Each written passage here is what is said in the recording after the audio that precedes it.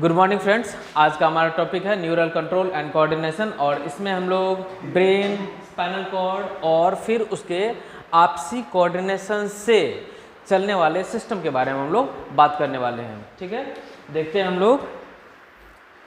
देखिए, इसमें हम लोग बात करते हैं कोऑर्डिनेशन। कोऑर्डिनेशन का मतलब होता है, आप इसे फिर से वर्ड्स के तौर पे समझिए। मैं हमेशा कहता हूँ कि TION, स्पेशली फिजिक्स की बात नहीं करूँगा, केमिस्ट्री की बात नहीं करूँगा, लेकिन बायोलॉजी में अगर आप TION किसी भी प्रोसेस के साथ, किसी भी वर्ड के साथ देखते हैं तो वो कहीं ना कहीं किसी न किसी प्रोसेस को डिनोट करता है। जैसे कि रेस्पायरेशन, यानी कि सांस लेने की जो सांस लेने और छोड़ने की जो प्रक्रिया होती है, प्रोसेस होता है, उसे हम लोग क्या कहते हैं? उसे हम लोग रेस्पायरेशन कहते हैं। जैसे कि एक्सक्रीशन, रिप्रोडक्शन, डाइजेशन, इस तरह से। ठीक है ना। इसी तरह से हम लोग क्या देखते हैं? कोऑर्डिनेशन, को साथ में मिल करके किसी भी चीज को अगर वो परफॉर्म करते हैं तो उसे क्या कहते हैं? इसे कहते हैं coordination. It is the process through which two or more organs interact and complement the function of one another. ठीक है ना। ये क्या करते हैं कि दो ऑर्गन या उससे ज्यादा ऑर्गन एक दूसरे के साथ मिल करके किसी फंक्शन को कोऑर्डिनेट करते हैं, किसी एक फंक्शन को कंट्रोल करते हैं, तब हम लोग उसे क्या कहते हैं? उसे हम लोग कोऑर्डिनेशन कहते हैं।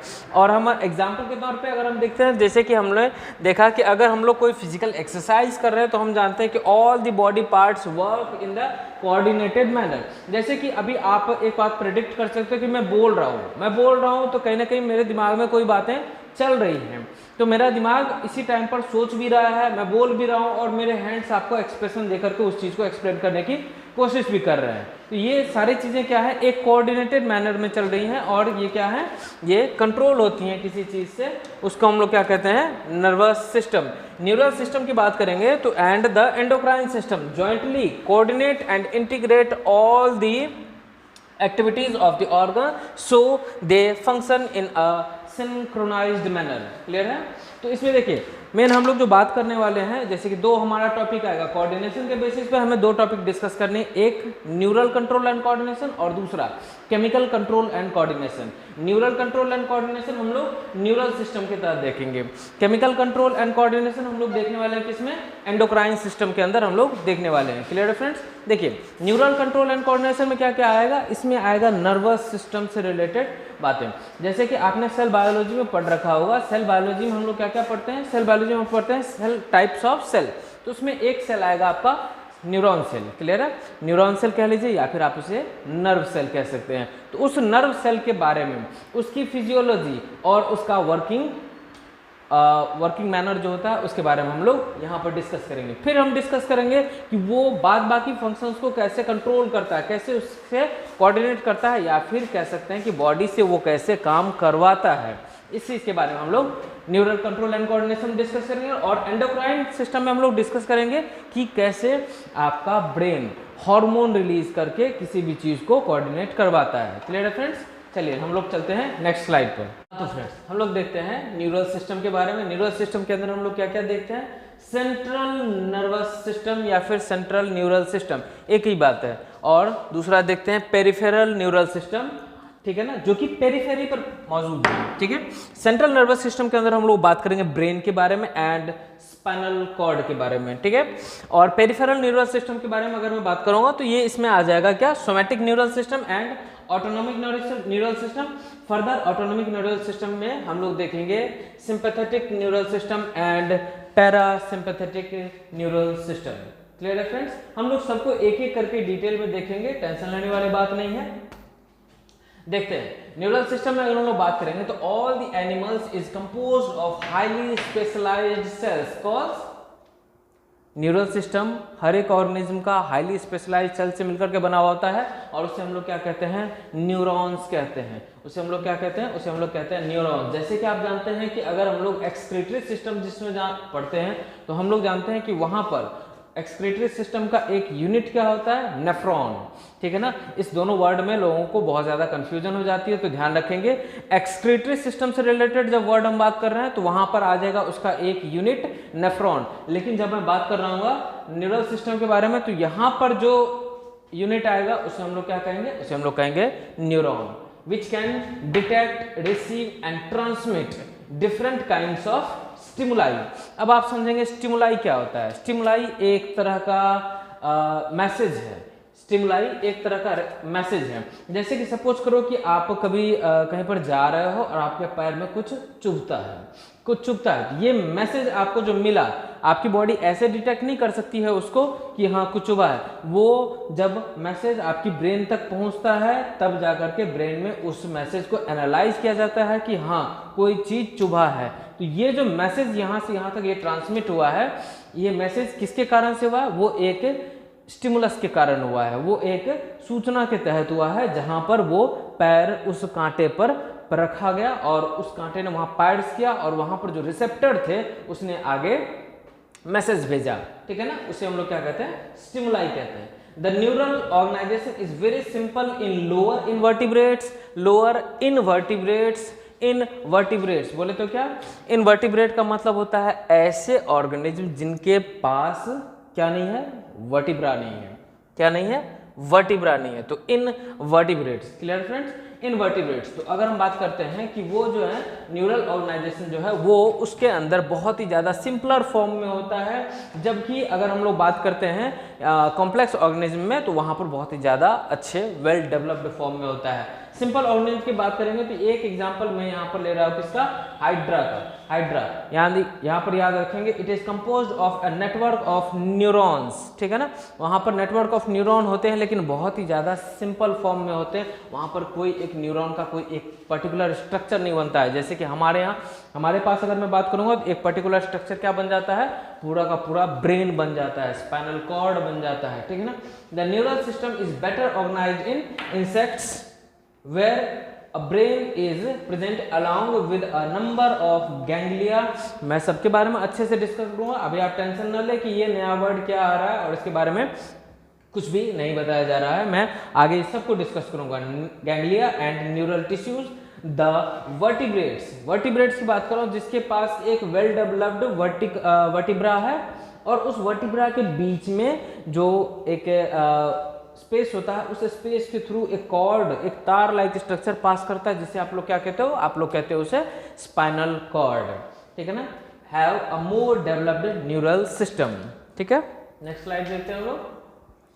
Neural system is divided into two parts, central neural system and peripheral neural system. इसमें हम लोग सबसे पहले बात करेंगे किसका?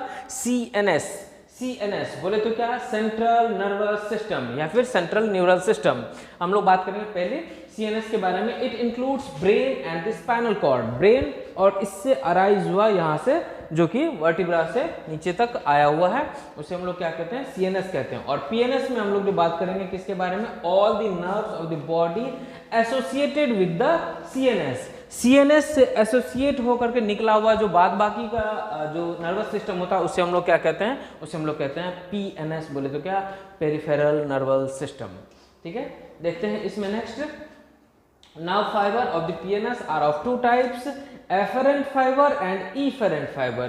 मैं आपको एक बार यहाँ पर समझा देता हूँ कि अगर आप लोगों ने बॉमेंस कैप्सूल के टाइम पर आर्टेरियोल को समझा होगा, बॉमेंस कैप्सूल के टाइम पर अगर आपने आर्टेरियोल को समझा होगा तो आप जानते होंगे अगर ये बॉमेंस कैप्सूल है,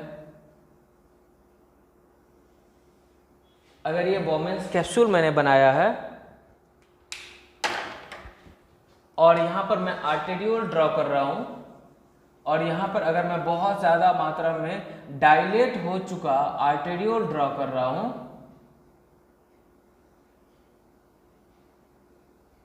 तो इसमें से एक मैंने बनाया थोड़ा सा ज़्यादा थिक आर्टेरियोल बनाया और एक थोड़ा नैरो आर्टेरियोल मैंने बनाया। ये है इसका बॉमेंस कैप्सूल का पार्ट और ये पूरा का पूरा हम लोग क्या कहते हैं? ग्लोमेरुलस कहते हैं। क्लियर है? ग्लोमेरुलस। ठीक है ना, इस वाले ग्लोमेरुलस। और यहाँ पर हम लोग ये जो आर्टेरियोल देखते हैं तो इसमें हम दो तरह का देख रहे हैं। जो ये वाइड वाला है इसे हम लोग क्या कहते हैं? Efferent arteriole. Efferent arteriole. और ये जो नैरो वाला है इसे हम लोग कहते हैं efferent arteriole. Clear friends? Efferent arteriole and efferent arteriole. Efferent arteriole के थ्रू क्या होता है कि ब्लड जाता है, इफेरेंट आर्टेरियोल के थ्रू क्या है, ब्लड बाहर निकलता है, ठीक है ना। तो जो आने वाला है, जिससे आने वाला है वो एफेरेंट, और जिससे जाने वाला है उसे इफेरेंट कहेंगे। सिमिलरली यहाँ भी देखते हैं afferent fibres, those nerve sense stimulus transfers message from sensory neuron to PNS. Sensory neuron से वो पीएनएस की तरफ जो भेजते हैं उसे हम लोग एफेरेंट फाइबर कहते हैं, और इफेरेंट फाइबर कहते हैं those nerve that take message to the motor neuron, उसे हम लोग इफेरेंट फाइबर कहते हैं। इसे भी हम लोग आगे थोड़ा और बेहतर ढंग में डिस्कस देखते हैं। पीएनएस जो है वो दो पार्ट में डिवाइडेड है, हम लोग किसकी से बात करते हैं, सोमैटिक न्यूरल सिस्टम, जो कि रिलाई करता है इम्पल्स को from the CNS to the skeletal muscle, ठीक है ना। सोमैटिक नर्वस सिस्टम की अगर हम बात करेंगे तो वो नर्व इम्पल्स को कहाँ से कहाँ तक ट्रांसमिट करवाता है, सीएनएस से स्केलेटल मसल की तरफ, ठीक है ना। जबकि ऑटोनोमिक नर्वस सिस्टम जो है, जो ऑटोनोमिक नर्वस सिस्टम है वो ट्रांसमिट करता है कहाँ से, सीएनएस से इनवॉलंटरी ऑर्गन्स तक एंड स्मूथ मसल्स में, और स्मूथ मसल्स में, ठीक है ना। आप लोग समझ पा रहे हो इसे। देखें, अगर आप अपनी इच्छा से कोई काम कर पा रहे हो, जैसे मैं बोल रहा हूँ, जैसे मैं चल रहा हूँ, जैसे कि मेरा हैंड्स मूवमेंट कर रहे हैं, तो इसमें कौन इन्वॉल्व है, इसमें इन्वॉल्व है सोमैटिक न्यूरल सिस्टम। जैसे कि हार्ट बीट कर रहा है, जैसे कि डाइजेशन हो रहा है, जैसे कि ग्लोमेरुलस के अंदर फिल्ट्रेशन हो रहा है, अल्ट्रा फिल्ट्रेशन हो रहा है, तो उस समय कौन इन्वॉल्व है, उस समय इन्वॉल्व है ऑटोनोमिक नर्वस सिस्टम। और इसके बारे में हम लोग डिस्कस कर चुके हैं कहाँ पर, जब हम लोगों ने एक्सक्रीशन पढ़ा था तो वहाँ पर हम लोगों ने डिस्कस किया भी था कि वहाँ पर कैसे नर्वस सिस्टम का कंट्रोल होता है। क्लियर है। देखिए नेक्स्ट हम लोग देखेंगे कि autonomic neural system is further classified into sympathetic neural system and parasympathetic neural system. इसके बारे में भी हम लोग थोड़ा सा आगे बात करते हैं न्यूरॉन के बारे में, कि एक स्ट्रक्चरल और फंक्शनल यूनिट है, हम बार बार बात कर रहे हैं इसके बारे में। तो न्यूरॉन को देखते हैं कि न्यूरॉन होता क्या है। ये एक सेल है न्यूरॉन का बना हुआ, ठीक है ना। अगर हम बात करेंगे तो हमारी बॉडी में सबसे लॉन्गेस्ट सेल जो है वो क्या है, वो न्यूरॉन ही है, सबसे लॉन्गेस्ट सेल होता है। ये जो हेड जैसा पोर्शन दिख रहा है ये क्या है, इस न्यूरॉन की हम लोग इसे सेल बॉडी कहते हैं, या फिर इसे हम लोग साइटोन कहते हैं, या फिर इसे हम लोग सोमा कहते हैं। ठीक है फ्रेंड्स, आप लोग इसे ध्यान रखेंगे, इसका नाम कोई सा भी आ सकता है, तो साइटोन कहें, सोमा कहें, या फिर सेल बॉडी कहें, एक ही बात है। इस सेल बॉडी से, इस सोमा से, इस साइटोन से जो प्रोसेस अराइज हो रहा है, जो प्रोसेस अराइज हो रहा है उसे क्या कहा जाता है, उसे डेंड्राइट कहा जाता है। क्लियर है, उसे डेंड्राइट कहा जाता है। और ध्यान रखेंगे इससे जो ये प्रोसेस निकल रहा है, इस प्रोसेस को एक्सॉन कहते हैं। इस प्रोसेस को क्या कहा जाता है, इस प्रोसेस को यहाँ से यहाँ तक क्या कहा जाता है, एक्सॉन कहते हैं। ठीक है ना फ्रेंड्स, ये एक्सॉन जो फाइबर है ये अंदर की तरफ से रन कर रहा है, ये ग्रे कलर में रन कर रहा है, लेकिन ऊपर ऊपर से हम देख रहे हैं कि कुछ और भी सेल्स हैं जो कि इससे अटैच हैं, कुछ और भी सेल्स हैं जो कि इससे अटैच हैं। ठीक है ना, कुछ और भी सेल्स हैं जो कि इससे अटैच हैं और वो अपने ऊपर कुछ सिक्रीट कर रखे हैं, जस्ट लाइक दिस। अगर ये सेल है तो इसने ऊपर अपने ऊपर एक कवरिंग टाइप से बना रखी है, और इस कवरिंग को हम लोग कहते हैं श्वान सेल।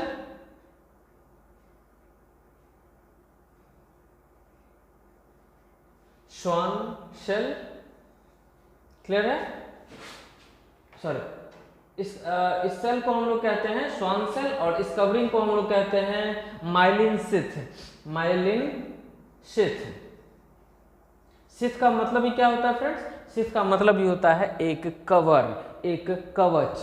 ठीक है ना, तो ये जो हम देख रहे हैं ये क्या है, और इसके अंदर हम क्या देख रहे हैं कि रन कर रहा है, क्या इसके अंदर रन कर रहा है एक्सॉन।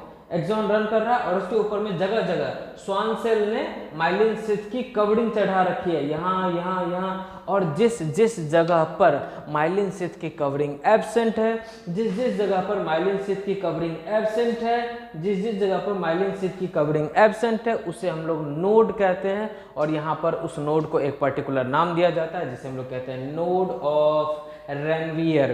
क्या कहते हैं फ्रेंड्स, उसे हम लोग कहते हैं नोड ऑफ रेनवियर। ठीक है, नेक्स्ट देखते हैं कि इसमें जो एक्सॉन का जो सबसे लास्ट पॉइंट होता है, जो एक्सॉन का सबसे लास्ट पॉइंट होता है उसे हम लोग क्या कहते हैं, वहां पर जो ये प्रोसेस बनते हैं एक्सॉन के अंदर जो ये लास्ट प्रोसेस बनते हैं उसे एक्सॉन टर्मिनल कहते हैं। क्लियर है? इसमें हम लोग देखेंगे इस सेल बॉडी की अगर मैं बात करूंगा तो इस सेल बॉडी में बहुत ही ज्यादा अमाउंट में ग्रैनुलर फॉर्म में क्या प्रेजेंट होता है, एंडोप्लाज्मिक रेटिकुलम। क्या प्रेजेंट होता है friends, endoplasmic reticulum.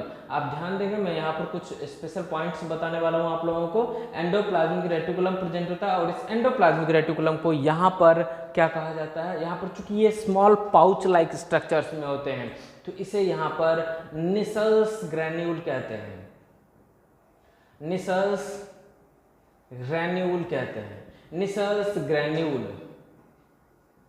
Nissl's granule होते हैं, ये स्मॉल पाउच्ड ER होते हैं, small pouched ER endoplasmic reticulum, small pouched endoplasmic reticulum होते हैं। इसके अंदर क्या होता है, एंडोप्लाज्मिक रेटिकुलम होता है और राइबोसोम होता है और उससे रिलेटेड एंजाइम्स होते हैं। क्लियर है फ्रेंड्स, यहाँ कहते हैं हम लोग इसे। इसके अलावा इसके पास क्या होता है, माइटोकॉन्ड्रियन होता है। ध्यान रखेंगे कि ये निसल्स ग्रैन्यूल कहाँ पर प्रेजेंट है, ये निसल्स ग्रैन्यूल इस पूरे न्यूरॉन के पूरे पार्ट में ना, बिल्कुल नहीं, इस सिर्फ और सिर्फ इस साइटोन और इसके अलावा जो साइटोन के साथ जो इसके डेंड्राइट्स हैं, इसके जो प्रोसेस है, ये डेंड्राइट्स वगैरह जो इसके निकले हुए प्रोसेस उसके पास प्रेजेंट है। बाद बाकी ये हर जगह एब्सेंट है, पूरे एक्सॉन में एब्सेंट है, एक्सॉन टर्मिनल में एब्सेंट है। ठीक है, सिनेप्स के बारे में हम लोग आगे बात करते हैं क्या होता है। ठीक है, इसमें हम लोग नेक्स्ट स्लाइड देखते हैं। आइए नेक्स्ट देखते हैं। न्यूरॉन जो होता है वो क्या होता है, वो माइक्रोस्कोपिक स्ट्रक्चर होता है एंड फंक्शनल यूनिट होता है किसका, नर्वस सिस्टम का, which is composed of 3 major parts, जो सबसे ज्यादा 3 मेजर पार्ट से मिलकर के बना हुआ होता है उसे हम लोग कहते हैं सेल बॉडी, जिसे आपने साइटोन कहा, जिसे आपने सोमा कहा। उसके अलावा डेंड्राइट्स जो कि उसी सोमा या साइटोन या सेल बॉडी के प्रोसेस होते हैं और उसके अलावा उसका जो पार्ट होता है एक्सॉन। क्लियर है फ्रेंड्स? नेक्स्ट देखते हैं निसल्स ग्रैन्यूल। अभी जस्ट मैंने बात की निसल्स ग्रैन्यूल के बारे में। The cell body contains cytoplasm with typical cell organelles and certain granular bodies. यहाँ पर मैं स्पेशली आपको बता दूं कि ये ग्रैनुलर बॉडी क्या है, ये ग्रैनुलर बॉडी क्या है, ये ग्रैनुलर बॉडी एंडोप्लाज्मिक रेटिकुलम है। ठीक है, नेक्स्ट है डेंड्राइट्स। डेंड्राइट्स क्या होता है, short fibres which branch repeatedly and project out of the cell body. These fibres transmit impulses towards the cell body. आप लोग इस सारे स्लाइड को पॉज करके लिख सकते हो। ठीक है, एक्सॉन की बात करूंगा तो एक्सॉन क्या होता है, ये elongated fibre of cell body होता है एंड इज ब्रांच्ड, जिसके की एंड क्या होते हैं, ब्रांच्ड होते हैं। सिनेप्टिक नॉब क्या होता है, सिनेप्टिक नॉब होता है जहां पर आपने वो एक्सॉन टर्मिनल देखा, वहां पर आपने देखा कि ये बटन शेप्ड यहाँ पर क्या हुआ है, थोड़ा सा स्ट्रक्चर निकला हुआ है और यहाँ पर जब नेक्स्ट न्यूरॉन से ये जब अटैच होता है तो यहाँ पर ये डेंड्राइट्स, यानी कि नेक्स्ट न्यूरॉन का ये सेल बॉडी का ब्रांच और प्रीवियस न्यूरॉन का ये एक्सॉन का ब्रांच। ठीक है ना, तो इस वाले पोर्शन को हम लोग क्या कहते हैं, इस वाले पोर्शन को कहते हैं सिनेप्टिक नॉब। ठीक है, देखते हैं। End of branched axon as a bulb like structure with which possess synaptic vesicles. इसमें हम लोग आगे बात करेंगे। इसमें बहुत सारे सिनेप्टिक वेसिकल्स होते हैं कंटेनिंग केमिकल्स कॉल्ड न्यूरोट्रांसमीटर। इसमें बहुत सारे तरह के न्यूरोट्रांसमीटर होते हैं, जैसे कि एक दो का एग्जांपल मैं यहाँ पे लिख रहा हूँ। न्यूरोट्रांसमीटर का एग्जांपल लिख रहा हूँ, ACH, डोपामाइन, ठीक है ना, ACH और डोपामाइन। बहुत सारे तरह के ट्रांसमीटर इसमें होते हैं which take part in transfer of message to the other neuron. अब हम लोगों ने बात कर ली न्यूरॉन के बारे में, तो उसके टाइप के बारे में भी जानना हमारा अर्थ है कि न्यूरॉन कितने टाइप के होते हैं। पहला होता है मल्टीपोलर, यानी कि इसमें बहुत सारे ब्रांचेज में देखने के लिए मिलेगा। बाईपोलर 2 ब्रांच देखने के लिए मिलेगा। और यूनिपोलर सिर्फ और सिर्फ एक ही ब्रांच, एक ही प्रोसेस देखने के लिए मिलेगा।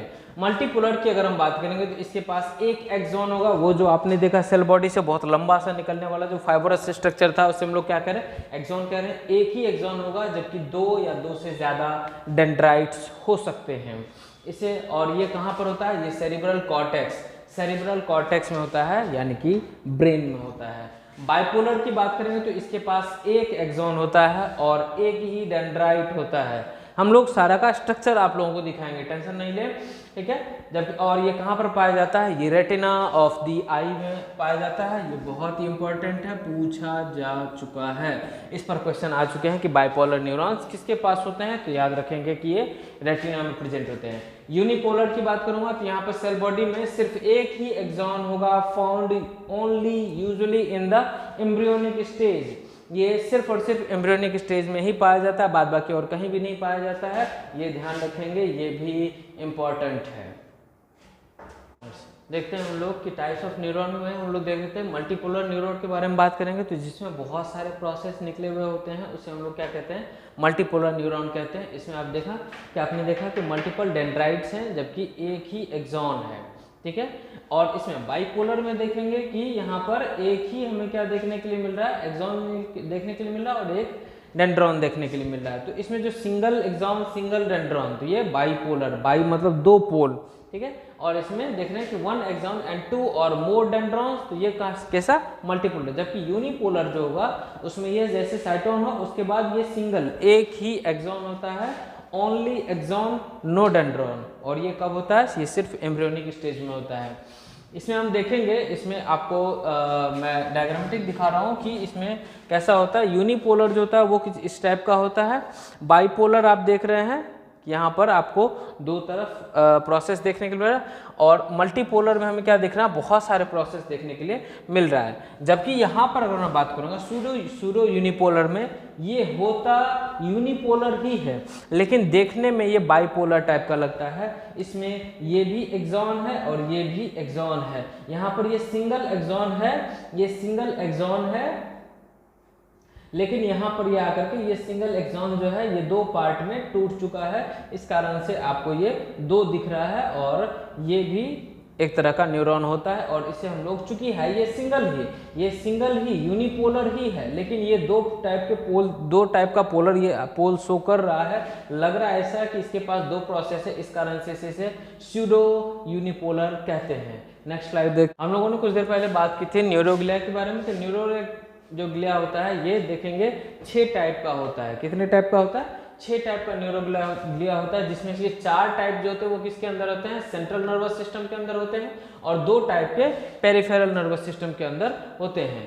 4 टाइप के सेंट्रल नर्वस सिस्टम के अंदर, जिसमें से पहला है एपेंडाइमल, दूसरा एस्ट्रोसाइट, तीसरा माइक्रोग्लिया और फोर्थ है ओलिगोडेंड्रोसाइट। और पेरिफेरल नर्वस सिस्टम के अंदर satellite cells and Schwann cells, अभी आपने जस्ट हमारे स्ट्रक्चर में देखा था।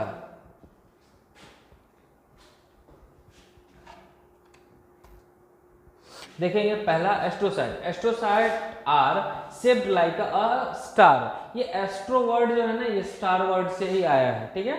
ये शेप्ड लाइक स्टार होते हैं और मोस्ट अबंडेंट ग्लियल सेल होते हैं कहाँ पर, सीएनएस के अंदर। सीएनएस के अंदर ये बहुत ज़्यादा नंबर में होते हैं और वहाँ पर क्या करते हैं, बहुत सारे प्रोसेस को ये रेडिएट करते हैं, ठीक है ना। नेक्स्ट हम लोग देखेंगे माइक्रोग्लियल सेल्स के बारे में बात करें। ये बहुत ही छोटे और ओवॉइड यानी कि ओवल शेप के होते हैं सेल विद थ्रोनीपोन्स प्रोसेसेस।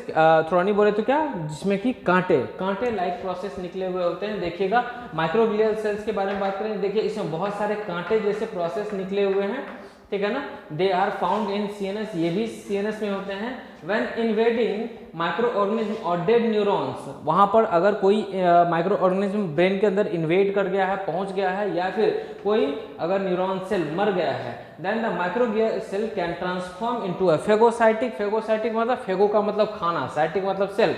ऐसे सेल में कन्वर्ट हो जाएगा जो कि किसी को फीड कर सकता है और वहाँ पर जा करके वहाँ पर अपना फेगोसाइटिक एक्शन दिखाएगा और उसको खा जाएगा, उन डेड सेल्स को खा जाएगा। नेक्स्ट है एपेंडाइमल सेल। एपेंडाइमल सेल की मैं बात करता हूँ। एपेंडाइमल सेल्स जो होते हैं ये सीलिएटेड होते हैं। देखिए इसमें ये क्या निकला हुआ है, इसमें छोटे छोटे हेयर लाइक स्ट्रक्चर्स निकले हुए हैं जिसे हम लोग क्या कहते हैं, सीलिया कहते हैं। And line the central cavity, और ये सेंट्रल कैविटी को क्या करते हैं, लाइन करते हैं of the brain and spinal cord, where they form a fairly permeable barrier between the cerebrospinal fluid, जिसे कि हम लोग CSF कहते हैं, cerebrospinal fluid, CSF, that fills these cavities and the tissue cells of the CNS।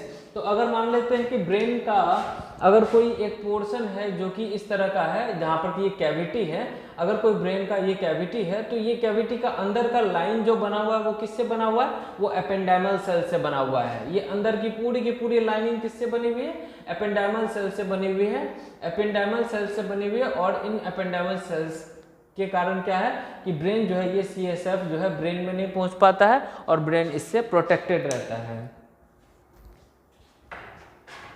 Next है oligodendrocytes. Oligodendrocytes जो होते हैं ये लाइन अप करते हैं किसको, along the nerve and produce an insulating cover called myelin sheath. They are found in the CNS। अभी हम लोगों ने बात करी थी कि माइलिन शीथ का जो फॉर्मेशन करता है पूरे के पूरे CNS पर, पूरे के पूरे CNS पर। जैसे कि CNS बोले तो क्या, पूरे के पूरे CNS की अगर हम बात करते हैं तो कहाँ पर, ब्रेन एंड स्पाइनल कॉर्ड, उस पर ये क्या करता है, माइलिन शीथ का कवरिंग चढ़ाता है। ठीक है, नेक्स्ट हम लोग क्या देखेंगे, नेक्स्ट हम लोग देखेंगे पेरिफेरल नर्वस सिस्टम के अंदर जो पहला क्या देख रहे हैं, सैटेलाइट सेल। ये सराउंड करते हैं किसको, न्यूरॉन सेल को सराउंड करते हैं, जिसमें से कि उसके सेल बॉडी को ध्यान रखेंगे।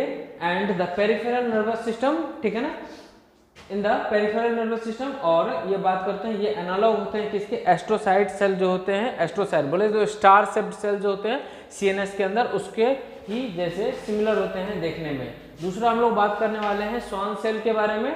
ठीक है, स्वान सेल के बारे में बात करेंगे तो ये सेल जो है ऑल अराउंड द नर्व, पूरे नर्व के अंदर ये क्या करते हैं, उसको कवर करके रखते हैं और जगह जगह उसमें माइलिन शीथ का फॉर्मेशन करते हैं। आप ध्यान रखेंगे एक बात, अभी जस्ट पहले मैंने कुछ देर पहले एक और सेल की बात की थी,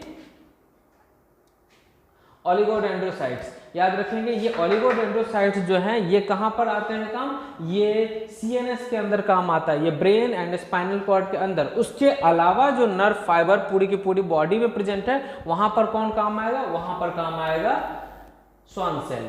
वहां पर क्या काम आएगा, स्वान सेल। जबकि CNS में हम बात करेंगे तो CNS के अंदर माइलिन शीथ का फॉर्मेशन करना किसका काम है, वहां पर फॉर्मेशन कर माइलिन शीथ का फॉर्मेशन करने का काम है ओलिगोडेंड्रोसाइट्स का।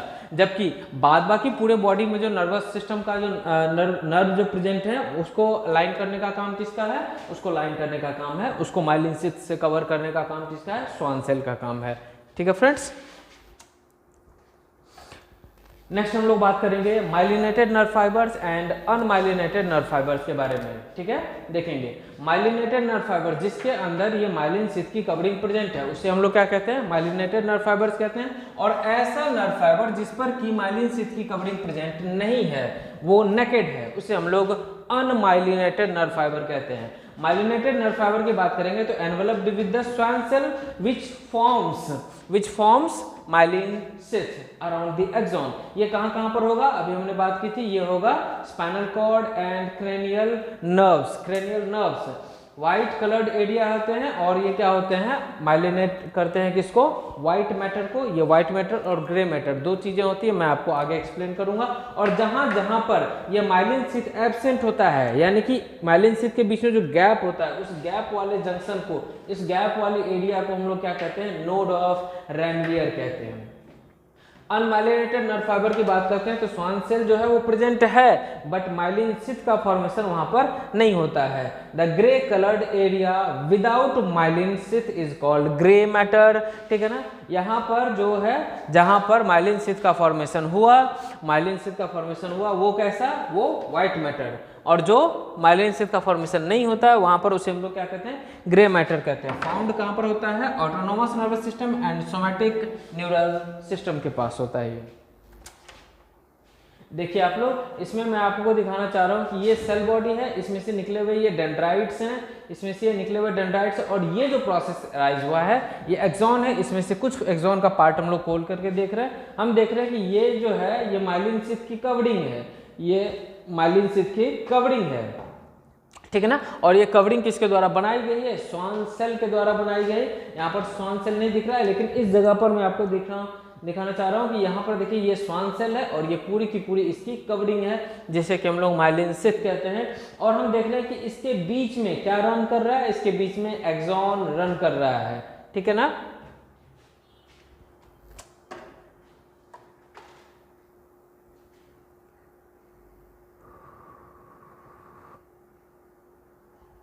नेक्स्ट हम लोग देखते हैं generation and conduction of nerve impulse.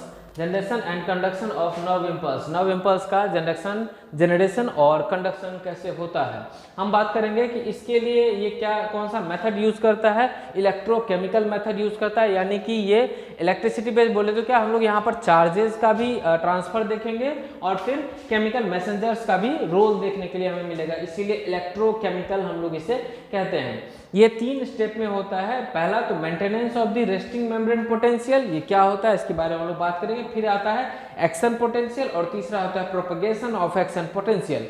देखिए, जब कोई भी सेल मेम्ब्रेन है, कोई भी सेल मेम्ब्रेन होता है तो क्या होता है कि सेल के अंदर प्रोटीन का अमाउंट ज्यादा होने के कारण अक्सर उसके अंदर क्या होता है? नेगेटिव चार्ज होता है, नेगेटिव चार्ज होता है। तो ऑब्वियस सी बात है, नेगेटिव चार्ज अगर यहाँ पर है तो इसके जस्ट बाहर क्या होता है? Automatically positive charge, positive pole create रहता है। तो इस टाइम पर जो इसका चार्ज का जो पोटेंशियल है उसे हम लोग क्या कहते हैं? उसे हम लोग कहते हैं रेस्टिंग पोटेंशियल। उसे हम लोग क्या कहते हैं? Resting potential. अगर यहाँ पर कोई भी इंपल्स अराइज होता है, इंपल्स अराइज होने के कारण क्या है कि यहाँ के चार्ज में एक डिस्टरबेंस काउज होगा। यहाँ पर कुछ नेगेटिव बाहर चले जाएंगे, कुछ पॉजिटिव अंदर आ जाएगा। और यहाँ पर क्या होगा कि यहाँ पर जो डिस्टरबेंस आया, इस डिस्टरबेंस के कारण पूरा का पूरा मेम्ब्रेन क्या हो जाएगा? एक्साइटमेंट वाले स्टेज में आ जाएगा और धीरे धीरे ये क्या होगा? ये चार्ज जो है, ये इंपल्स जो है अब आगे बढ़ेगा, ये आगे की तरफ रन करेगा और पूरे एक्सॉन में ये इसी तरह से चेंज कराते हुए, जंप करते हुए आगे की तरफ तुरंत बढ़ेगा। तो उसमें क्या हो, इसे हम लोग क्या कहते हैं? ये जो अचानक से आकर के जो चेंज काज हुआ, इसे हम लोग कहते हैं एक्शन पोटेंशियल। और इस पोटेंशियल का आगे बढ़ना, आगे ट्रांसमिट होना, उसे हम लोग क्या कहते हैं? Propagation of action potential.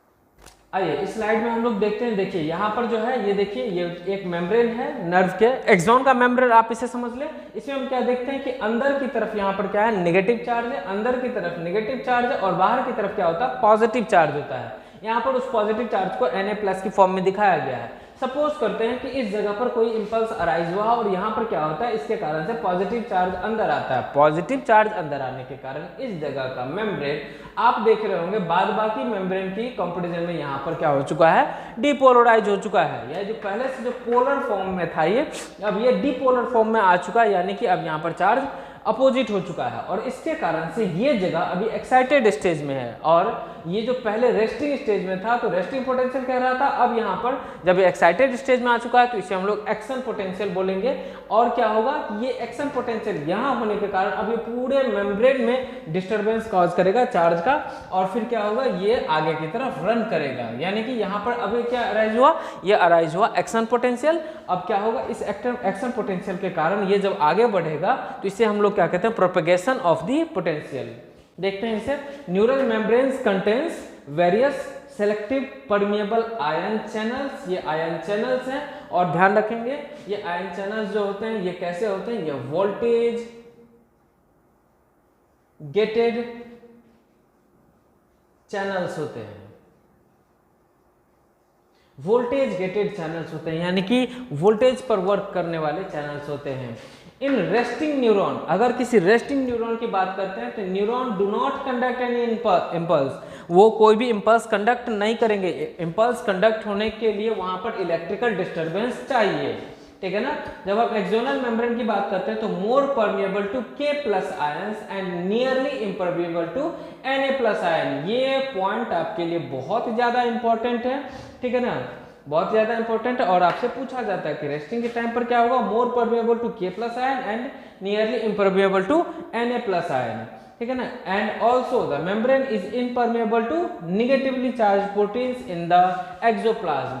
ये एक्सोन है और इस एक्सोन के अंदर जो प्लाज्मा है इसे हम लोग क्या कहते हैं? इसे हम लोग कहते हैं एक्सोप्लाज्म।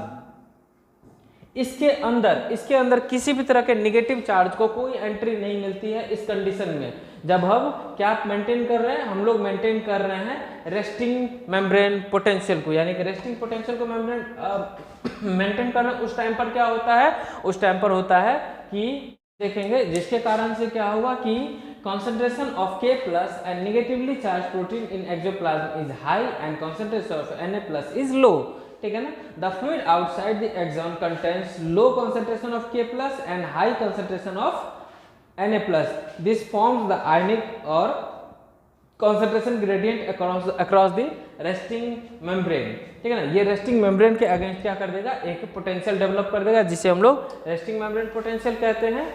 नेक्स्ट हम लोग देखते हैं कि आयनिक ग्रेडियंट जो होता है ये मेंटेन किया जाता है किसके द्वारा, एक्टिव ट्रांसपोर्ट, यानी कि यहाँ पर एटीपी का यूज किया जाता है।